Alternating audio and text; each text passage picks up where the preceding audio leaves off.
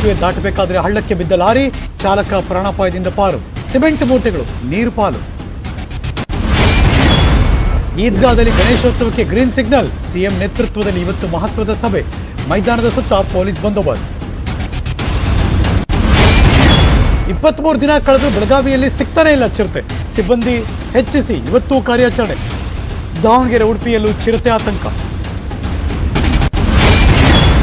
ನಿಷೇಧದಿಂದ ಭಾರತೀಯ ಫುಟ್ಬಾಲ್ ನಿರಾಳ. ನಿಷೇಧ ವಾಪಸ್ ಪಡೆದರು ಫಿಫಾ. ಅಂಡರ್ 17 ಮಹಿಳಾ ವಿಶ್ವಕಪ್ಗೂ ಗ್ರೀನ್ ಸಿಗ್ನಲ್.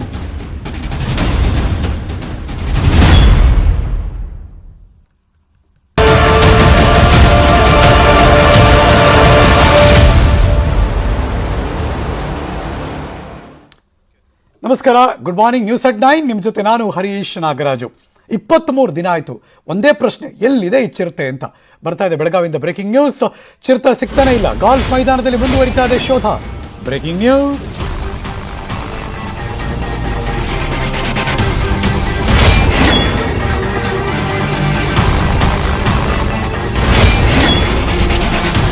ಚಿರತೆಯನ್ನ ಸೆರೆ ಹಿಡಿಯುವುದಕ್ಕೆ 100 ಜನ ಇದ್ದಾರಲ್ಲಿ ಸಿಬ್ಬಂದಿಗಳು. ಈಗ ಯಾಕೋ ಸಾಕಾಗಲ್ಲ ಇಷ್ಟು ಜನ ಅಂತ ಅನಿಸ್ತು. ಇವತ್ತಿನಿಂದ ಸಿಬ್ಬಂದಿಗಳನ್ನ ಹೆಚ್ಚಳ ಮಾಡಿದ್ದಾರೆ. ಅಯ್ಯೋ, 250ಕ್ಕೂ ಹೆಚ್ಚು ಸಿಬ್ಬಂದಿಗಳು ಆಪರೇಷನ್. ಸಕ್ಕರೆಬೈಲಿಂದ ಬಂದರು ಗಜಪಡೆ, ಅದು ಆಪರೇಟ್ ಮಾಡ್ತಾ ಇದೆ. 8 ಜನ ಅರವಳಿಕೆ, ಶಾರ್ಪ್ ಶೂಟರ್ಸ್, 8 JCBಗಳನ್ನು ಬಳಕೆ ಮಾಡ್ತಿದ್ದಾರೆ. ಇದುವರೆಗೂ 4 ಬಾರಿ ಕಾಣಿಸ್ಕೊಂಡಿದೆ. ಅಲ್ಲೊಂದು ಇಲ್ಲೊಂದು ಡ್ರೋನ್ ಕ್ಯಾಮ್ರಾಗೆ ಎದುರುಗಡೆ ಕಣ್ಣು ಮುಂದೆ 4 ಸರಿ ಕಾಣಿಸ್ಕೊಳ್ತು. ಆದರೆ ಹಿಡಿಯೋಕ್ಕಾಗಲಿಲ್ಲ. ಚಿರತೆ ಸಿಕ್ಕಿಲ್ಲ. ಇಂಥ ಚಾಲಾಕಿ ಚಿರತೆ ಇದು. ಆದರೆ ಅರಣ್ಯ ಇಲಾಖೆಗೆ ಎಲ್ಲಿ ಓಡಾಡಿದ್ರು ಟ್ರೇಸ್ ಔಟ್ ಮಾಡಿ ಎಕ್ಸಾಕ್ಟಾಗಿ ಅದನ್ನು ಹಿಡಿಯೋಕ್ಕಾಗ್ತಾ ಇಲ್ಲ. 10 ಬೋನ್ ಇಟ್ಟರು. ಅಲ್ಲೆಲ್ಲ ಚಿರತೆಯನ್ನು ಅಟ್ರ್ಯಾಕ್ಟ್ ಮಾಡೋದಕ್ಕೆ, ಟೆಂಪ್ಟ್ ಮಾಡಿ ಹಿಡಿಯೋದಕ್ಕೆ ಏನೇನೋ ಎಕ್ಸ್ಪೆರಿಮೆಂಟ್ಗಳನ್ನು ಮಾಡಿದ್ರು. ಚಿರತೆ ಮಾತ್ರ ಬುದ್ಧಿವಂತಿಕೆ. ಬೋನ್ ಇಟ್ಟಿದ್ದಾರೆ, ಇಲ್ಲಿ ಹೋಗೋದು ಬೇಡ ಅಂತ ಅಲ್ಲಿ. ಇನ್ನು ಅರವಳಿಕೆ ತಜ್ಞರು ಬಂದರು, ಸಿಗಾಕತ್ತಾ ಇಲ್ಲ. ಒಂದು ಕಡೆ ರೋಡ್ ಕ್ರಾಸ್ ಮಾಡ್ತು, ಆದರೆ ಆ ಕ್ಷಣಕ್ಕೆ ಸಿಕ್ಕಿಲ್ಲ. ಗಜಪಡೆ ಬಂತು, ಎಲ್ಲ ಓಡಾಡಿಸ್ತಿದ್ದಾರೆ, ಚಿರತೆ ಸಿಕ್ಕಿಲ್ಲ. ಶಾರ್ಪ್ ಶೂಟರ್ಸ್ 100 ಎಕರೆ ಪ್ರದೇಶ, 280 ಜನ ಹುಡುಕ್ತಾನೆ ಇದ್ದಾರೆ. ಮತ್ತಷ್ಟು ಮಾಹಿತಿ ಕೊಡೋದಕ್ಕೆ ನನ್ನ ಸಹೋದ್ಯೋಗಿ ಲೋಹಿತ್ ಲೈವ್ ಜಾಯಿನ್ ಆಗ್ತಿದ್ದಾರೆ. Good morning Lohith. ನಾವು ಅಷ್ಟೇ ಬೆಳಗಾವಿ ರಿಪೋರ್ಟ್ರು, ಕೊಪ್ಪ, ಬೇರೆ ಬೇರೆ ಕಡೆಯಿಂದ ಎಲ್ಲ ರಿಪೋರ್ಟ್ರುಗಳನ್ನು ನಾವು ಹೆಚ್ಚು ಜನ ಕಳಿಸ್ಕೊಡ್ತಿದ್ದೀವಿ. ಎಲ್ಲೋಯ್ತು ಚಿರತೆ ಅಂತ. ಶಾಲೆಗಳು ಓಪನ್ ಆಗಿಲ್ಲ ಲೋಹಿತ್. ಜನ ಕೂಡ ಆತಂಕದಲ್ಲಿದ್ದಾರೆ. ಬೇರೆ ಬೇರೆ ಹೊಸ ಟೆಕ್ನಿಕ್ಗಳನ್ನು ಉಪಯೋಗಿಸ್ತಾ ಇದ್ದಾರಾ? ಚಿರತೆಯನ್ನು ಹೇಗೆ ಸೆರೆ ಹಿಡಿಯೋ ಪ್ರಯತ್ನ ನಡೀತಾ ಇದೆ? Good morning Harish Nagaraju. ಏನಂತಂದ್ರೆ ಬೆಳಗಾವಿಯ ಗಾಲ್ಫ್ ಮೈದಾನದಲ್ಲಿ ಬಂದಿರತಕ್ಕಂತ ಚಿರತೆ ಕಾರ್ಯಾಚರಣೆ ಇವತ್ತು 23ನೇ ದಿನಕ್ಕೆ ಕಾಲಿಟ್ಟಿದೆ. ಅದ್ರ ಜೊತೆಗೆ ಏನಂತಂದ್ರೆ ಇವತ್ತು 4ನೇ ದಿನ ಏನಂತಂದ್ರೆ ಕೊಮ್ಮಿಂಗ್ ರೀತಿಯಲ್ಲಿ ಕಾರ್ಯಾಚರಣೆ ನಡೆಸ್ತಾ ಇದ್ದಾರೆ. ಸೊ ನಿನ್ನೆವರೆಗೂ ಸುಮಾರು 180 ಜನ ಸಿಬ್ಬಂದಿಗಳನ್ನ ಇಟ್ಕೊಂಡು ಕಾರ್ಯಾಚರಣೆ ನಡೆಸ್ತಾ ಇದ್ರು. 270 ಎಕರೆ ಪ್ರದೇಶದಲ್ಲಿ ಬರ್ತಕ್ಕಂಥ ಗಾಲ್ಫ್ ಮೈದಾನದ ಶೇಕಡ 50ರಷ್ಟು ಏನಂತಂದ್ರೆ ನಿನ್ನೆ ಕೊಮ್ಮಿಂಗ್ ಕಾರ್ಯಾಚರಣೆ ಮುಗಿಸಿ ಅಲ್ಲಿ ಒಂದು ಬೇಲಿನ ಹಾಕಿರ್ತಾರೆ. ಅಂದ್ರೆ ಈ ಕಡೆ ಇರ್ತಕ್ಕಂಥ ಚಿರತೆ ಮತ್ತೆ ಈ ಕಡೆ ಹೋಗಬಾರ್ದು ಅನ್ನೋ ರೀತಿಯಲ್ಲಿ ಸುಮಾರು 2.5 ಕಿಲೋಮೀಟರ್ನಷ್ಟು ಬೇಲಿಯನ್ನ ಅಳವಡಿಸಿರ್ತಾರೆ. ಅದಾದ ಬಳಿಕ ಇವತ್ತು ಬೆಳಗ್ಗೆ 6 ಗಂಟೆಯಿಂದಲೇ ಯಾಕಂದ್ರೆ 300 ಜನ ಸಿಬ್ಬಂದಿಗಳನ್ನ ಇವತ್ತು ಹೆಚ್ಚುವರಿಗೆ ಕರೆಸಿರ್ತಕ್ಕಂಥದ್ದು. ನಿನ್ನೆಗಿಂತಲೂ ಇವತ್ತು ಡಬಲ್ ಸಿಬ್ಬಂದಿಯನ್ನ ಕರೆಸಿ ಮತ್ತೆ ಬೆಳಗ್ಗೆ 6 ಗಂಟೆಯಿಂದಲೇ ಕಾರ್ಯಾಚರಣೆ ನಡೆಸಿರ್ತಕ್ಕಂಥದ್ದು. ಇನ್ನು 10 ಜನ ಅರವಳಿಕೆ ತಜ್ಞರು ಈ 2 ಆನೆಗಳ ಮೂಲಕ ಚಿರತೆ ಕಾರ್ಯಾಚರಣೆ ನಡೆಸ್ತಾ ಇದ್ರು ಕೂಡ ಚಾಲಾಕಿ ಚಿರತೆ ಮಾತ್ರ ಇದುವರೆಗೂ ಕಾಣಿಸ್ಕೊಳ್ತಾ ಇಲ್ಲ. 4 ಸರಿ ಕಣ್ಣಿಗೆ ಕಾಣಿಸ್ಕೊಂಡು ಮತ್ತೆ ಮಾಯ ಆಗಿರ್ತಕ್ಕಂಥ ಚಿರತೆ ಮತ್ತೆ ವಾಪಸ್ ಇದುವರೆಗೂ ಕೂಡ ಕಾಣಿಸ್ಕೊಂಡಿರಲ್ಲ. ಸೊ ಬೆಳಗಾವಿ ಜಿಲ್ಲಾಡಳಿತಕ್ಕೆ, ಅರಣ್ಯ ಇಲಾಖೆಗೆ ಇದೊಂದು ರೀತಿ ಚಿರತೆ ಈಗ ತಲ್ಲವಾಗಿ ಪರಿಣಮಿಸಿದೆ ಅಂತ ಹೇಳ್ಬೋದು. ಕಳೆದ 23 ದಿನಗಳಿಂದ ಗಾಲ್ಫ್ ಮೈದಾನದ ಸುತ್ತಮುತ್ತ ಬರ್ತಕ್ಕಂಥ 1 ಕಿಲೋಮೀಟರ್ ವ್ಯಾಪ್ತಿಯಲ್ಲಿನ ಶಾಲಾ ಕಾಲೇಜುಗಳಿಗೆ ರಜೆಯನ್ನ ಘೋಷಣೆ ಮಾಡಿರ್ತಕ್ಕಂಥದ್ದು. ಜನ ಕೂಡ ಹೈರಾಣಾಗಿದ್ದಾರೆ. ಯಾಕಂದ್ರೆ ಗಾಲ್ಫ್ ಮೈದಾನದ ಅಕ್ಕಪಕ್ಕದಲ್ಲೂ ಹನುಮಾನ್ ನಗರ ಅದು ಇದು ಅಂದ್ರೆ ಸುಮಾರು 4 ಏರಿಯಾಗಳು ಜನವಸತಿ ಪ್ರದೇಶ ಬರ್ತಕ್ಕಂಥದ್ದು. ಇಲ್ಲಿ ಜನ ಓಡಾಡಕ್ಕೂ ಸಾಕಷ್ಟು ಕಷ್ಟ ಆಗಿರ್ತಕ್ಕಂಥದ್ದು. ಯಾವಾಗ ಚಿರತೆ ಎಲ್ಲಿ ಬರುತ್ತೋ, ಯಾರ ಮೈ ಮೇಲೆ ಬಂದ್ರೆ ಅಟ್ಯಾಕ್ ಮಾಡುತ್ತೋ ಅನ್ನುವಂಥ ಭಯದಲ್ಲೇ ಜನ ಓಡಾಡ್ತಾ ಇದ್ದಾರೆ. ಸೊ ಹೀಗಾಗಿ ಎಲ್ರಿಗೂ ಕೂಡ ಇವತ್ತು ಟೆನ್ಷನ್ ಶುರು ಆಗಿರ್ತಕ್ಕಂಥದ್ದು. ಯಾವುದೇ ಪರಿಸ್ಥಿತಿಯಲ್ಲಿ ಇವತ್ತು ಏನಂತಂದ್ರೆ ಆ ಕಾರ್ಯಾಚರಣೆನ ಮುಗಿಸ್ಲೇಬೇಕು ಅನ್ನುವಂತ ಹಠಕ್ಕೆ ಬಿದ್ದಿರುವಂತ ಅರಣ್ಯ ಇಲಾಖೆ ಸುಮಾರು 300 ಜನಕ್ಕೂ ಹೆಚ್ಚು ಸಿಬ್ಬಂದಿಗಳು, 10 ಜನ ಅರವಳಿಕೆ ತಜ್ಞರು, 2 ಆನೆಗಳು, ಅದ್ರ ಜೊತೆಗೆ ಹಂದಿ ಹಿಡಿಯೋರ್ನು ಕೂಡ ಕರೆಸಿ ಏಕಕಾಲಕ್ಕೆ ಬೆಳಗ್ಗೆ 6 ಗಂಟೆಯಿಂದಲೇ ಈಗ ಕಾರ್ಯಾಚರಣೆ ಶುರು ಮಾಡಿರ್ತಕ್ಕಂಥದ್ದು. Harish Nagaraju, thank you so much Lohith, ಈ ಕ್ಷಣದ ಮಾಹಿತಿಯನ್ನು ಅಪ್ಡೇಟ್ ಮಾಡಿದ್ದಕ್ಕೆ. ಕೋರ್ಟ್ ಸಿಗ್ನಲ್ ಸಿಕ್ತು, ಸರ್ಕಾರದ ಸಿಗ್ನಲ್ ಸಿಗುತ್ತಾ ಅನ್ನೋ ಪ್ರಶ್ನೆ ಬಂತು. ಸಂಪ್ರದಾಯ ಉಳಿಬೇಕು, ಶಾಂತಿನೂ ಕಾಪಾಡಬೇಕು, ಅನುಮತಿಯೋ ಅಥವಾ ನಿರಾಕರಣೆಯೋ, ಮುಂದೇನು ಮಾಡುತ್ತೆ ಸರ್ಕಾರ? ಈ ಹೊತ್ತಿನ ನ್ಯೂಸ್ ಸ್ಪೆಷಲ್. ಜೈ ಜೈ ಗಣೇಶ.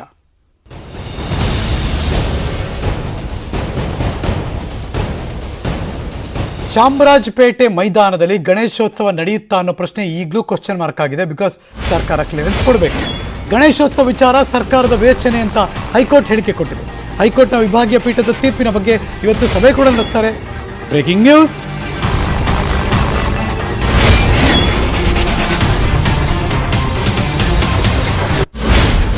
ಮುಖ್ಯಮಂತ್ರಿ ಬಸವರಾಜ ಬೊಮ್ಮಾಯಿ ಅವರು ಅವರ ನೇತೃತ್ವದಲ್ಲಿ ಇವತ್ತು ಮಹತ್ವದ ಸಭೆ ಇದೆ.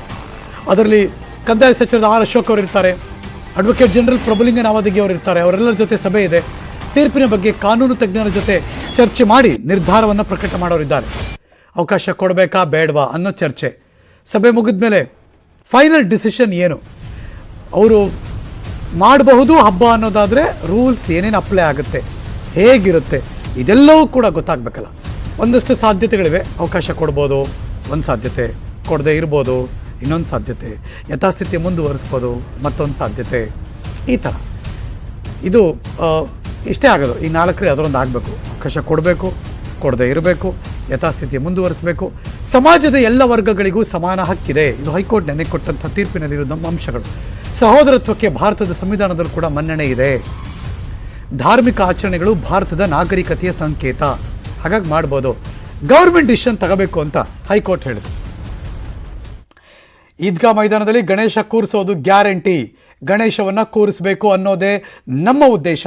ಚಾಮರಾಜಪೇಟೆಯ ನಾಗರಿಕ ವೇದಿಕೆ ಅಧ್ಯಕ್ಷ ಹೇಳಿಕೆ ಕೊಡ್ತಿದ್ದಾರೆ. Breaking news.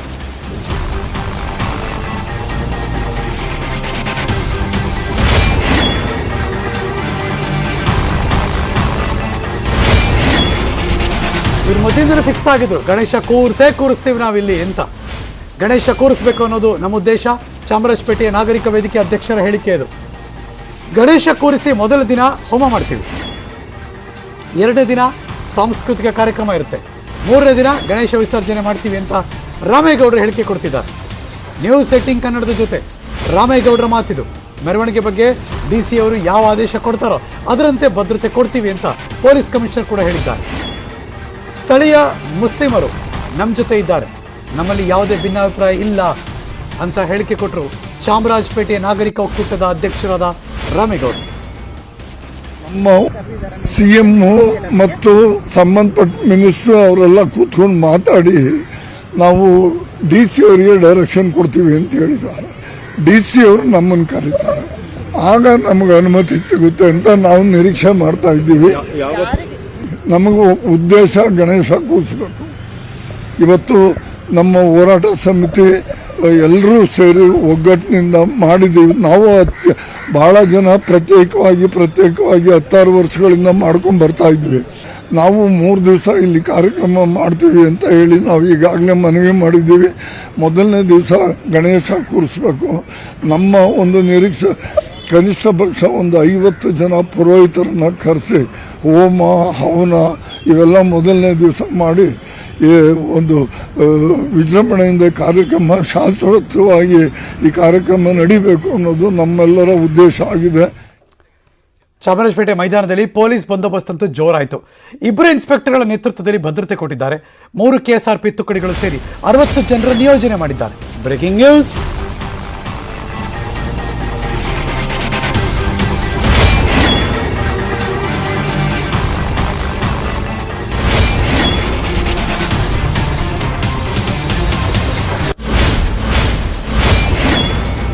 ನಿನ್ನೆ ಹೈಕೋರ್ಟ್ ಸೂಚನೆ ಕೊಡ್ತಿದ್ದ ಹಾಗೇನೆ ಮೈದಾನದ ಹತ್ರ ಬಂದರು ಪೊಲೀಸರು. ಚಾಮರಾಜಪೇಟೆ ಮೈದಾನದಲ್ಲಿ ಬರೀ ಪೊಲೀಸರಿದ್ದಾರೆ, ಇನ್ಸ್ಪೆಕ್ಟರ್ಗಳಿದ್ದಾರೆ. 60ಕ್ಕೂ ಹೆಚ್ಚು ಪೊಲೀಸರು ನಿಯೋಜನೆಗೊಂಡಿದ್ದಾರೆ. Count down start. ಕೇವಲ 5 ದಿನ ಮಾತ್ರ ಬಾಕಿ ಇರೋದು. ಅಹಿತಕರ ಘಟನೆ ನಡೆಯದಂತೆ ಕಾಕಿ ಸ್ಟ್ರಿಕ್ಟ್ ರೂಲ್ಸ್ ತರ್ತಿದ್ದಾರೆ. ಒಂದು ಹೆಜ್ಜೆ ಇಟ್ಟರೆ ಒಂದು ರೂಲ್ಸ್ ಇರಬೇಕು. ಆ ಥರ ಹೆಜ್ಜೆ ಹೆಜ್ಜೆಗೂ ರೂಲ್ಸ್ ಮಾಡಿದ್ದಾರೆ ಪೊಲೀಸ್ ಇಲಾಖೆಯವರು. Breaking news.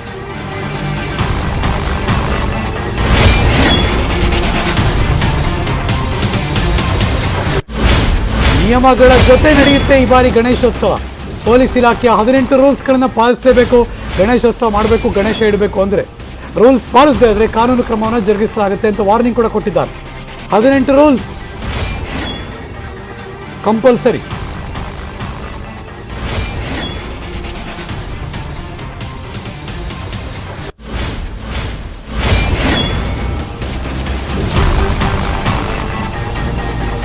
ಮತ್ತಷ್ಟು ಮಾಹಿತಿ ನನ್ನ ಸಹೋದ್ಯೋಗಿ ಮುನಿರಾಜು ಚಾಮರಾಜಪೇಟೆ ಈದ್ಗಾ ಮೈದಾನದಿಂದ ಲೈವ್ ಜಾಯಿನ್ ಆಗ್ತಿದ್ದಾರೆ. Good morning Muniraju. ಬಂದೇ ಬಿಡ್ತು ಹಬ್ಬ, ಆದರೆ ಈ ಹಬ್ಬದಲ್ಲಿ ಇರುವಂಥ ರೂಲ್ಸ್ ಏನು, ಅದಕ್ಕೆ ಸ್ಥಳೀಯರು ನಾಗರಿಕರು ತಮ್ಮ ಅಭಿಪ್ರಾಯ ಏನು ವ್ಯಕ್ತಪಡಿಸ್ತಾ ಇದ್ದಾರೆ?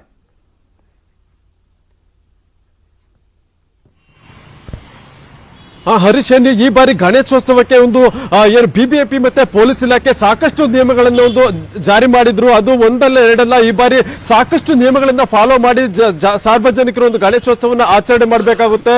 ಎಲ್ಲಿ ಗಣೇಶ ಇಡ್ತೀವೋ ಅಲ್ಲಿ 108 ರೂಲ್ಸ್ ಸಹ ಫಾಲೋ ಮಾಡುವಂತ ಅನಿವಾರ್ಯ ಈ ಬಾರಿ ನಿರ್ಮಾಣ ಆಗ್ತಾ ಇರೋದು. ಅದರಲ್ಲಿ ಪ್ರಮುಖವಾಗಿ ಈಗ ಪೊಲೀಸ್ ಇಲಾಖೆ ಸಹ ಸಾಕಷ್ಟು ನಿಯಮಗಳನ್ನ ಈಗ ಒಂದು ಹೊರಡಿಸೋದಕ್ಕೆ ಮುಂದಾಗಿರೋದು. ಏನು ಈಗಾಗಲೇ ಯಾರೊಂದು ಸಾರ್ವಜನಿಕರು ಒಂದು ಗಣೇಶೋತ್ಸವನ ಆಚರಣೆ ಮಾಡಬೇಕು ಮತ್ತೆ ಗಣೇಶ ಪ್ರತಿಷ್ಠಾಪನೆ ಮಾಡಬೇಕು ಅಂದ್ರೆ ಆ ಒಂದು ಏರಿಯಾದಲ್ಲಿ ಇರುವಂತಹ ಒಂದು ಏಕಗವಾಕ್ಷಿ ಕೇಂದ್ರ ಏನಿದೆ ಅವರಿಂದ ಅನುಮತಿಯನ್ನು ಪಡಬೇಕು. ನಂತರ ಆ ಒಂದು ಜಾಗದ ಮಾಲೀಕರು ಯಾರಿದ್ದಾರೆ ಅವರಿಂದ ಒಂದು ಅನುಮತಿಗಳನ್ನ ಪಡ್ಕೊಳ್ಬೇಕು. ಆ ನಂತರ ಆ ಒಂದು ಗಣೇಶೋತ್ಸವ ಕುರಿಸುವಂತ ಜಾಗದಲ್ಲಿ ಸಿಸಿಟಿವಿಗಳನ್ನ ಅಳವಡಿಕೆ ಮಾಡಬೇಕು. ಸ್ವಯಂ ಪ್ರೇರಿತ ಕಾರ್ಯಕರ್ತರನ್ನ ಅಲ್ಲಿ ನೇಮಿಸಬೇಕು. ಅವರಿಗೆ ಟೀ ಶರ್ಟ್ ಮತ್ತೆ ಕ್ಯಾಪ್ ಗಳನ್ನ ಕೊಡಬೇಕು. ಮತ್ತೆ ಗುರುತಿನ ಚೀಟಿಗಳನ್ನ ಅವರಿಗೆ ಕೊಟ್ಟು ಅವರು ಎಲ್ರಿಗೂ ಕಾಣೋ ತರ ಅವರು ಮೇಂಟೈನ್ ಮಾಡಬೇಕು. ಮತ್ತೆ ಇನ್ನ ಅದೇ ರೀತಿಯಾಗಿ ಅವರ ಐಡಿ ಕಾರ್ಡ್ ಇರ್ಬೋದು ಮತ್ತೆ ಅವರ ಅಡ್ರೆಸ್, ಫೋನ್ ನಂಬರ್ ಅನ್ನ ಸಾರ್ವಜನಿಕರಿಗೆ ಗೊತ್ತಾಗೋ ರೀತಿ ಅದನ್ನ ಅಲ್ಲಿ ಪ್ರದರ್ಶನ ಮಾಡಬೇಕು. ಮತ್ತೆ ಆ ಒಂದು ಕಾಪಿಯನ್ನ ಪೊಲೀಸರಿಗೂ ಸಹ ಕೊಡಬೇಕು ಅಂತೇಳಿ ಈಗ ಪೊಲೀಸರು ಒಂದು ಕಾಪಿಯನ್ನ ಒಂದು ಆದೇಶವನ್ನ ಮಾಡ್ತಾ ಇದ್ದಾರೆ. ಮತ್ತೆ ಇನ್ನು ಉಳಿದಂತೆ ಏನು ಮೆರವಣಿಗೆಗೆ ಹೋಗುವಂತ ಮಾರ್ಗ ಯಾವುದೇ ಆ ಒಂದು ಮಾರ್ಗದಲ್ಲಿ ಪಟಾಕಿಗಳನ್ನ ಸಿಡಿಸಬಾರದು. ಮತ್ತೆ ಅಹಿತ ಘಟನೆಗಳಿಗೆ ಒಂದು ಅವಕಾಶವನ್ನು ಸಹ ಕೊಡಬಾರದು ಅಂತೇಳಿ ಮತ್ತೊಂದು ಆದೇಶ ಇದೆ. ಹಾಗೆ ಹೀಗೆ ಸುಮಾರು ಒಂದು 18 ನಿಯಮಗಳನ್ನ ಪೊಲೀಸ್ ಇಲಾಖೆಯವರು ಒಂದು ಸಾರ್ವಜನಿಕರಿಗೆ ಕೊಡೋದಕ್ಕೆ ಮುಂದಾಗ್ತಾ ಇರೋದು. ಯಾಕಂದ್ರೆ ಈ ಬಾರಿ ಗಣೇಶೋತ್ಸವದಲ್ಲಿ ಯಾವುದೇ ಒಂದು ಅಹಿತ ಘಟನೆಗಳಿಗೆ ಆಸ್ಪದ ಕೊಡಬಾರದು ಮತ್ತೆ ಕಟ್ಟುನಿಟ್ಟಾಗಿ ಒಂದು ಬಂದೋಬಸ್ತನ್ನು ಕೈಗೊಳ್ಳಬೇಕು ಅನ್ನೋ ಸಲುವಾಗಿ ಈ ನಿಯಮಗಳನ್ನು ಜಾರಿ ಮಾಡೋದಕ್ಕೆ ಪೊಲೀಸ್ ಇಲಾಖೆ ಮುಂದಾಗ್ತಾ ಇದೆ. Harish, thank you so much Muniraju, ಈ ಕ್ಷಣದ ಮಾಹಿತಿಯನ್ನು ಅಪ್ಡೇಟ್ ಮಾಡಿದ್ದಕ್ಕೆ. ಇನ್ನು ಶಿವಮೊಗ್ಗದಲ್ಲಿ ಸಾವರ್ಕರ್ ಫೋಟೋ ವಿಚಾರ ಸದ್ಯಕ್ಕೆ ತಣ್ಣಗಾಗೋ ಲಕ್ಷಣ ಕಾಣಿಸ್ತಿಲ್ಲ. ಗಣಪತಿ ಕೂರಿಸೋ ಸಂಘಗಳಿಗೆ ಸಾವರ್ಕರ್ ಫೋಟೋವನ್ನು ಕೊಡ್ತಿದ್ದಾರೆ. ನಗರದ ಕೋಟೆ ರಾಮಾಂಜನೇಯ ದೇವಸ್ಥಾನದಲ್ಲಿ ರಾಷ್ಟ್ರ ಭಕ್ತರ ಬಳಗ ಉಚಿತವಾಗಿ ಸಾವರ್ಕರ್ ಫೋಟೋ ಕೊಟ್ಟರು. ಜೊತೆಗೆ ಬಾಲಗಂಗಾಧರ ತಿಲಕ ಫೋಟೋ ಜೊತೆಗೆ ಧ್ವಜವನ್ನು ಕೂಡ ಕೊಟ್ಟರು. ಅಷ್ಟೇ ಅಲ್ಲ, ಖುದ್ದು KS ಈಶ್ವರಪ್ಪನವರ ಪುತ್ರ ಕಾಂತೇಶ್ ಅವರು ಸಾವರ್ಕರ್ ಫೋಟೋಗಳನ್ನು ವಿತರಣೆ ಮಾಡಿದ್ರು. ಕಾಂತೇಶ್ ಅವರಿದ್ದಾರೆ, ಇವರಿಗೂ ಸ್ವಾಗತವನ್ನು ಕೋರ್ತೇನೆ. ಈ ಕಾರ್ಯಕ್ರಮದ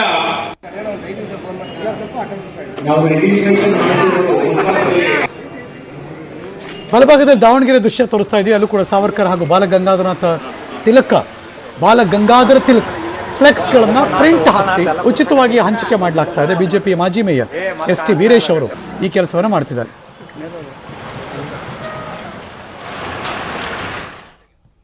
ಇನ್ನು ತುಮಕೂರಿಗೆ ಬರೋಣ. ತುಮಕೂರು ವಿಶ್ವವಿದ್ಯಾಲಯದಲ್ಲಿ ಸಾವರ್ಕರ್ ಅಧ್ಯಯನ ಪೀಠ ರಚನೆ ವಿವಾದದ ಹೊತ್ತಲ್ಲೇ ವಿಶ್ವವಿದ್ಯಾಲಯದಿಂದ ಮಹತ್ವದ ತೀರ್ಮಾನ ಹೊರಗೆ ಬಂತು.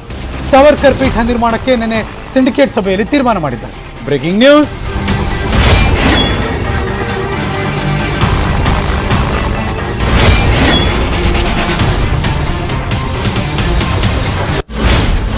ಸಾವರ್ಕರ್ ಪೀಠ ನಿರ್ಮಾಣಕ್ಕೆ ನಿನ್ನೆ ಸಿಂಡಿಕೇಟ್ ಸಭೆಯಲ್ಲಿ ತೀರ್ಮಾನ ಮಾಡಿದ್ದಾರೆ. ಅಧ್ಯಯನ ಪೀಠ ಸ್ಥಾಪನೆಗೆ ಮನವಿ ಸಲ್ಲಿಸಿದ್ದ TD ವಿನಯ್ ಮನವಿಯನ್ನು ಅನುಮೋದಿಸಿದೆ ಸಿಂಡಿಕೇಟ್ ಸದಸ್ಯರು. ಸರ್ಕಾರಕ್ಕೆ ಪ್ರಸ್ತಾವನೆ ಕಳಿಸೋದಕ್ಕೆ ತುಮಕೂರು ವಿಶ್ವವಿದ್ಯಾಲಯ ರೆಡಿ ಆಗ್ತಿದ್ದಾರೆ.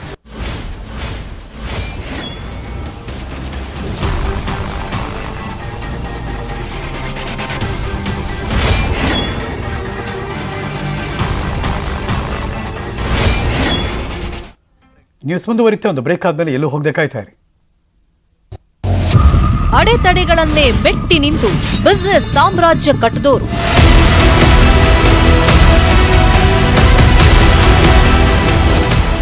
ಕಷ್ಟಗಳನ್ನು ಬದಿಗೊತ್ತಿ ಆಕಾಶದೆತ್ತರಕ್ಕೆ ಬೆಳೆದು ನಿಂತೋರು,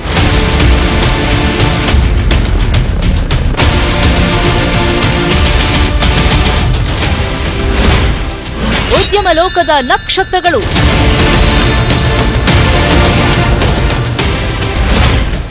ದಿಗ್ಗಜರನ್ನು ಸನ್ಮಾನಿಸೋ ಕ್ಷಣಗಳು. News 18 Business Leaders and Excellence Awards 2022 coming soon. Beverage partner Levista Instant Coffee. Styling partner P.N. Rao Fine Suits since 1923. Fragrance partner Parimal Mandir Agarbatti.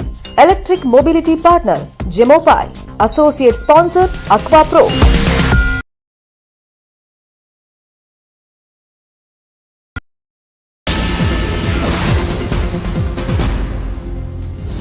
ರಾಜ್ಯದಲ್ಲಿ ಮತ್ತೆ 40% ಕಮಿಷನ್ ಆರೋಪದ ಸದ್ದಿನ ನಡುವೆ ಮಳೆಗಾಲದ ಅಧಿವೇಶನ ಫಿಕ್ಸ್ ಆಯಿತು. ಸೆಪ್ಟೆಂಬರ್ 12ನೇ ತಾರೀಕಿಂದ 10 ದಿನಗಳ ಕಾಲ ಸದನ ನಡೆಸೋದಕ್ಕೆ ಸಚಿವ ಸಂಪುಟ ಸಭೆಯಲ್ಲಿ ತೀರ್ಮಾನ ಕೈಗೊಳ್ಳಲಾಗಿದೆ. ಚುನಾವಣೆಗೆ ಇನ್ನೂ 7 ತಿಂಗಳು ಸಮಯ ಇದೆ. ಸರ್ಕಾರವನ್ನು ಇಕ್ಕಟ್ಟಿಗೆ ಸಿಕ್ಕಾಕ್ಸೋದಕ್ಕೆ ಪ್ರತಿಪಕ್ಷಗಳು ಬ್ರಹ್ಮಾಸ್ತ್ರಗಳನ್ನು ರೆಡಿ ಮಾಡಿಕೊಂಡಿವೆ. ಇವತ್ತು ಮಾಜಿ ಸಿಎಂ BS ಯಡಿಯೂರಪ್ಪನವರು ದೆಹಲಿಗೆ ಪ್ರಯಾಣವನ್ನು ಬೆಳೆಸಲಿದ್ದಾರೆ.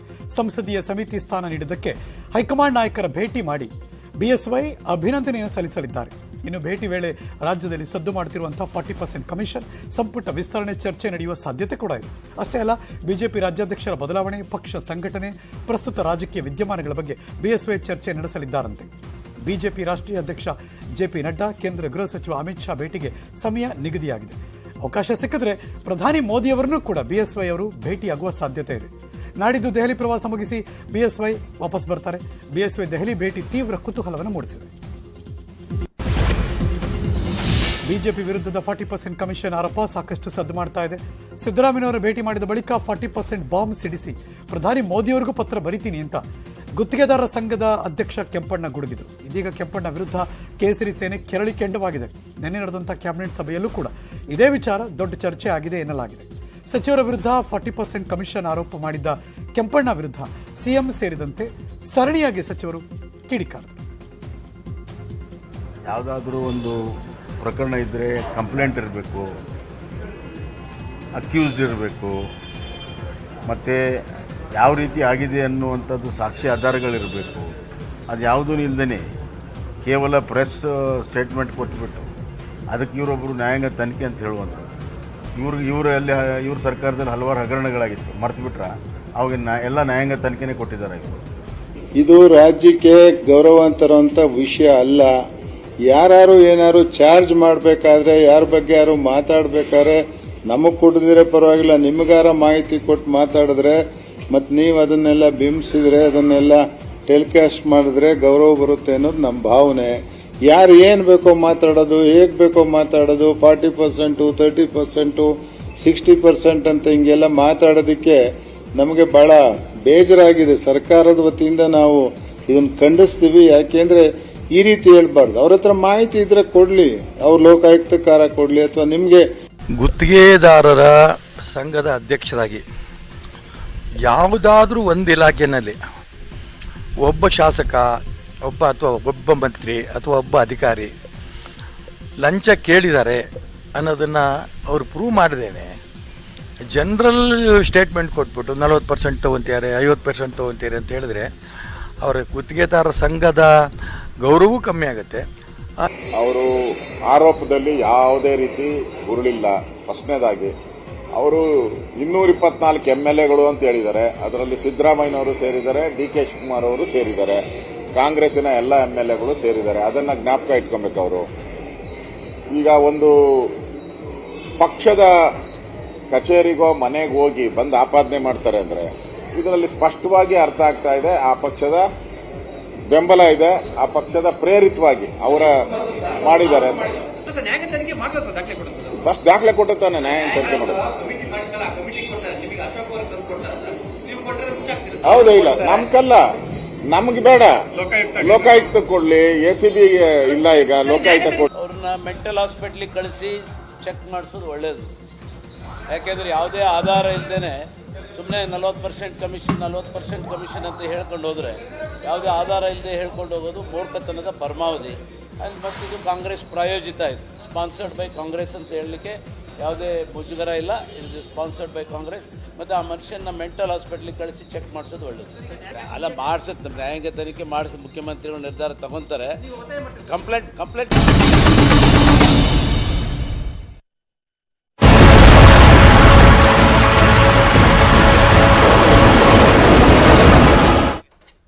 Welcome back. ಬೆಂಗಳೂರಲ್ಲಿ ತಡರಾತ್ರಿ ವರುಣರಾಯ ಅಬ್ಬರಿಸಿದ. ಇಡೀ ರಾತ್ರಿ ಸುರಿದ ಮಳೆಗೆ ಕೆರೆ ಥರ ಆಯಿತು ಹಲವಾರು ರಸ್ತೆಗಳು. ಅದರಲ್ಲೂ ಬಿಳೇಕಹಳ್ಳಿ ಅನುಗ್ರಹ ಬಡಾವಣೆ ಕಂಪ್ಲೀಟ್ ಜಲಾವೃತ. Breaking news.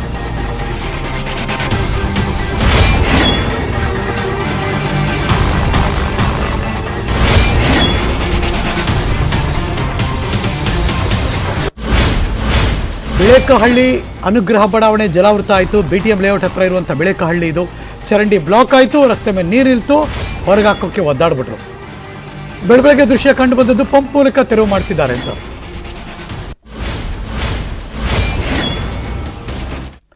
ನೋಡಿ, ಎಲ್ಲ ದೃಶ್ಯ ತೋರಿಸ್ತಾ ಇದ್ದೀವಿ. ಎಲ್ಲ ಕಡೆ ನೀರು ನೀರು ನೀರು. ರಸ್ತೆಯಲ್ಲಿ ನೀರು, ಪಾರ್ಕಿಂಗ್ ಲಾಟಲ್ಲಿ ನೀರು, ನೀರಲ್ಲೇ ಜನ ನಡೆದುಕೊಂಡು ಹೋಗಬೇಕಾದ ಪರಿಸ್ಥಿತಿ. ಬೆಳಗ್ಗೆ ಆದರೂ ಅಷ್ಟೇ, ರಾತ್ರಿ ಆದರೂ ಅಷ್ಟೇ.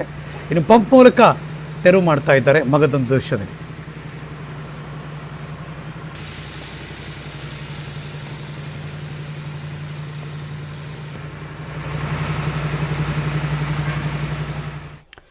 ರಾಮನಗರ ಚನ್ನಪಟ್ಟಣ ಭಾಗದಲ್ಲಿ ಜಾಸ್ತಿನೇ ಹಾನಿಯಾಗಿದೆ. ರಾತ್ರಿ ಜೋರು ಮಳೆ ಬಂತು. ಈ ಬಾರಿ ಮಳೆಗೆ ತಿಟ್ಟಮಾರನಹಳ್ಳಿ ರಾಮಮ್ಮನ ಕೆರೆ ಒಡಿತು. 30 ಕಿಚ್ಚು ಮನೆಗಳಿಗೆ ಸಂಪೂರ್ಣ ನೀರು ನುಗ್ತು. ಎಡಭಾಗ ದೃಶ್ಯ ನೋಡಿ, ಹೆಂಗೆ ಒಡೆದು ನೀರು ನುಗ್ತಾ ಇದೆ ಊರಿಗೆ ಅಂತ. ಚನ್ನಪಟ್ಟಣದ ಎಲೆಕೇರಿ ಗ್ರಾಮ ಮಧ್ಯಭಾಗದ ದೃಶ್ಯ ಸಂಪೂರ್ಣ ಜಲಾವೃತ ಆಯಿತು. ಹಾಲನ್ ಡೈರಿ ಸರ್ಕಾರಿ ಶಾಲೆಗೆ ಮಳೆ ನೀರು ನುಗ್ತು. ಇನ್ನು ಬಲಭಾಗದಲ್ಲಿ ಚಕ್ಕೆರೆ ತೋಟಗಳು ಕಂಪ್ಲೀಟ್ ಜಲಾವೃತ ಆಗಿರೋ ದೃಶ್ಯ ಅದು. ತೋಟದ ಮನೆಗಳಿಗೂ ನೀರು ನುಗ್ತು, ಬೆಳೆಯೆಲ್ಲ ನೀರು ಪಾಲಾಯಿತು. ಚನ್ನಪಟ್ಟಣದ ನೀಲಸಂದ್ರದ ಸರ್ಕಾರಿ ಶಾಲೆ ಹಾಗೂ ಪೂಜಾರಿ ದೊಡ್ಡಿ ಗ್ರಾಮದ ರಸ್ತೆ ಸಂಪೂರ್ಣ ಜಲಾವೃತ ಆಗಿದೆ. ದೊಡ್ಡಕೆರೆಯೂ ಕೂಡ ಕೋಡಿ ಬಿತ್ತು, ರಸ್ತೆ ಮೇಲೆ ನೀರರಿತು.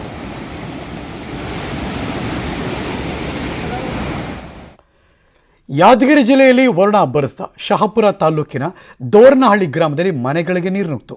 ಚರಂಡಿ ನೀರಿನಲ್ಲೇ ಗ್ರಾಮಸ್ಥರು ಓಡಾಡುವಂಥ ಪರಿಸ್ಥಿತಿ. ಅಧಿಕಾರಿಗಳ ವಿರುದ್ಧ ಆಕ್ರೋಶವನ್ನು ವ್ಯಕ್ತಪಡಿಸಿದ್ದಾರೆ. ಮಳೆ ಹಿನ್ನೆಲೆಯಲ್ಲಿ ಸೇತುವೆ ಮೇಲೆ ನೀರು ಹರಿತಾ ಇದೆ. ಸೇತುವೆ ಮೇಲೆ ಲಾರಿ ಚಲಾಯಿಸೋದಕ್ಕೆ ಚಾಲಕ ಮುಂದಾದ. ಅದೇ ಪ್ರಾಬ್ಲಮ್. ಬಂಡು ಧೈರ್ಯ ಕೆಲವ್ರದ್ದೇ, ಹೋಗೋಣ ದೊಡ್ಡ ಲಾರಿ ತಾನೆ ಅಂತ. ಅದೇ ಪ್ರಾಬ್ಲಮ್. ಲಾರಿ ಸಮೇತ ಬಿದ್ದ, ಅವನು ಬಚಾವಾದ. ಲಾರಿ ಮತ್ತು ಲಾರಿಯಲ್ಲಿದ್ದಂಥ ಸಿಮೆಂಟ್ ಮೂಟೆಗಳು ನೀರು ಪಾಲಾಯಿತು. ಮದರಕಲ್ ಹತ್ರ ಈ ಘಟನೆ ನಡೆದಿದೆ. ಅದು ವಡಗೇರ ತಾಲೂಕು ಮದರಕಲ್ ಹತ್ರ. ಇನ್ನು ರಾಯಚೂರಲ್ಲಿ ಮಳೆ ಆರ್ಭಟಿಸ್ತಾ ಇದೆ. 3ನೇ ಭಾಗದ ದೃಶ್ಯ. ಭಾರೀ ಸಿಡಿಲಿಗೆ ವ್ಯಕ್ತಿಯೊಬ್ಬರು ಪ್ರಾಣಾಪಾಯದಿಂದ ಪಾರಾದರು. ರಾಯಚೂರಿನ ಮಸ್ಕಿ ಪಟ್ಟಣದ ಬ್ಯಾಳಿ ಓಣಿಯಲ್ಲಿ ನಡೆದ ಘಟನೆ ಇದು. ಸಿಡಿಲಿನ ಹೊಡೆತಕ್ಕೆ ಮನೆಯ ಮಹಡಿಯ ಗೋಡೆ ಬಿರುಕು ಬಿಡ್ತು. ಪಕ್ಕದ ಕೋಣೆಯಲ್ಲಿ ಮಲಗಿದ್ರು ಅಮರೇಶ್, ಪ್ರಾಣಾಪಾಯದಿಂದ ಪಾರಾದರು. ಇನ್ನು ಎಕ್ಸ್ಟ್ರೀಮ್ ರೈಟ್ ಬಲಭಾಗದ ದೃಶ್ಯ ಮಂಡ್ಯದ್ದು. ಧಾರಾಕಾರ ಮಳೆಗೆ ಬಿಸಿ ನಾಲೆ ಒಡೀತು, ರೈತರ ಜಮೀನಿಗೆ ನೀರು ನುಗ್ತು. ಮಂಡ್ಯ ತಾಲೂಕು ದೊಡ್ಡ ಗರುಡನಹಳ್ಳಿ ಹತ್ರ ಈ ಘಟನೆ ನಡೆದಿದೆ. ರೈತರ ಬೆಳೆ ಹಾನಿಯಾಯಿತು.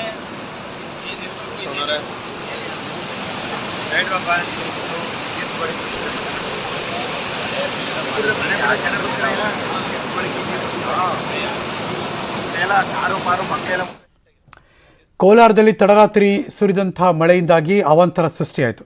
ಕೋಲಾರಮ್ಮ ಕೆರೆಗೆ ಅಪಾರ ನೀರು ಹರಿದು ಬರ್ತಾ ಇದೆ. ರಾಜಕಾಲುವೆ ಅಕ್ಕಪಕ್ಕ ತೋಟಗಳಿಗೆ ಮಳೆ ನೀರು ನುಗ್ತು. ರೈಲ್ವೆ ಸ್ಟೇಷನ್ ಪಕ್ಕದ ಜಮೀನಿಗೆ ನೀರು ನುಗ್ತು. ಕೊತ್ತಂಬರಿ, ಬೀಟ್ರೂಟ್ ಬೆಳೆದಿದ್ರು, ಎಲ್ಲ ಸರ್ವನಾಶ. ಕೋಲಾರ ಸಿಟಿ RTO ಕಚೇರಿ ಸುತ್ತಲೂ ಕೂಡ ಮಳೆ ನೀರು ನಿಂತಿದೆ. RTO ಕಚೇರಿ ಪಕ್ಕದ ಗಣೇಶ ದೇವಸ್ಥಾನ ಜಲಾವೃತ ಆಗಿದೆ. ಎರಡೂ ದೃಶ್ಯ ತೋರಿಸ್ತಾ ಇದೆ.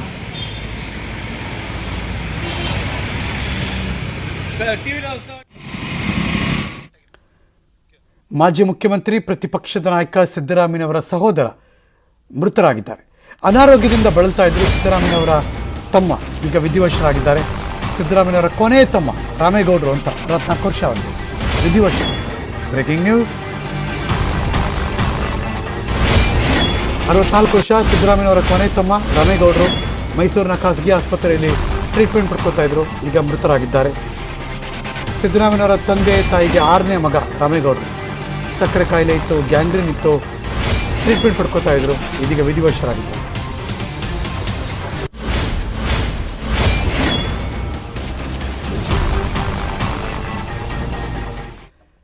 ಭಾರತೀಯ ಫುಟ್ಬಾಲ್ ಮೇಲಿನ ಪ್ರೀತಿ ಇರುವಂಥವ್ರಿಗೆ ಗುಡ್ ನ್ಯೂಸ್. ಯಾಕೆಂದರೆ ಇದುವರೆಗೂ ಕಾರ್ಮೋಡ ಕವಿದಿತ್ತು, ಈಗ ಅಂತ್ಯ ಆಯಿತು. ವಿಶ್ವ ಫುಟ್ಬಾಲ್ನ ಆಡಳಿತ ಮಂಡಳಿಯಾದ ಫಿಫಾ ಅಖಿಲ ಭಾರತ ಫುಟ್ಬಾಲ್ ಫೆಡರೇಷನ್ ಮೇಲೆ ವಿಧಿಸಿದ್ದ ನಿಷೇಧವನ್ನು ಹಿಂಪಡೆದುಕೊಂಡಿದೆ.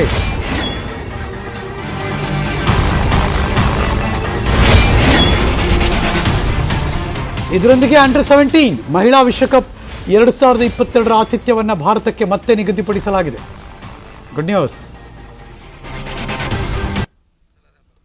ಎಡಭಾಗದ ದೃಶ್ಯ, ಅಫ್ಕೋರ್ಸ್ ಅವರು ಲೆಟರ್ ಬರೆದಿರೋದು. ಫಿಫಾ ನಿಷೇಧವನ್ನು ಹಿಂಪಡೆದಿದೆ, ಅಮಾನತು ವಾಪಸ್ ಪಡ್ಕೊಂಡಿದೆ. ಭಾರತೀಯ ಫುಟ್ಬಾಲ್ ಫೆಡರೇಷನ್ ಮೇಲಿನ ನಿಷೇಧ ವಾಪಸ್ ಪಡೆದಿದೆ. ಹಾಗಾಗಿ ಅಂಡರ್ 17 ಮಹಿಳಾ ವಿಶ್ವಕಪ್ 2022ರ ಆತಿಥ್ಯವನ್ನು ಭಾರತ ಮತ್ತೆ ವಹಿಸುತ್ತೆ, ಮತ್ತೆ ನಿಗದಿಪಡಿಸಲಾಗಿದೆ. ಇಲ್ಲಿಗೆ ಈ ಕ್ಷಣದ ನ್ಯೂಸ್ ಮುಗಿತು. ಮತ್ತೆ ಸಿಗ್ತೀನಿ ಮುಂದಿನ ಸುದ್ದಿಗಳಲ್ಲಿ. ಪಕ್ಕಾ ನ್ಯೂಸ್ಗೆ ನೀವು ಯಾವಾಗಲೂ ನೋಡ್ತಾ ಇರಿ ನ್ಯೂಸ್ 18 ಕನ್ನಡ. ಜಾಲ ನಮ್ಮದು, ಬಲ ನಿಮ್ಮದು.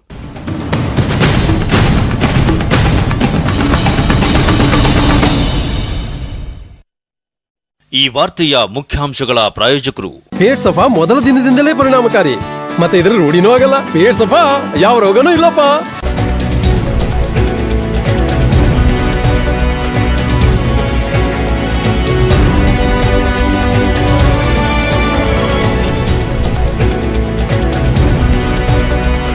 ಈ ವಾರ್ತೆಯ ಮುಖ್ಯಾಂಶಗಳ ಪ್ರಾಯೋಜಕರು ಪೇಟ್ ಸಫಾ ಮೊದಲ ದಿನದಿಂದಲೇ ಪರಿಣಾಮಕಾರಿ, ಮತ್ತೆ ಇದರ ರೂಢಿನೂ ಆಗಲ್ಲ. ಪೇಟ್ ಸಫಾ ಯಾವ ರೋಗನೂ ಇಲ್ಲಪ್ಪ.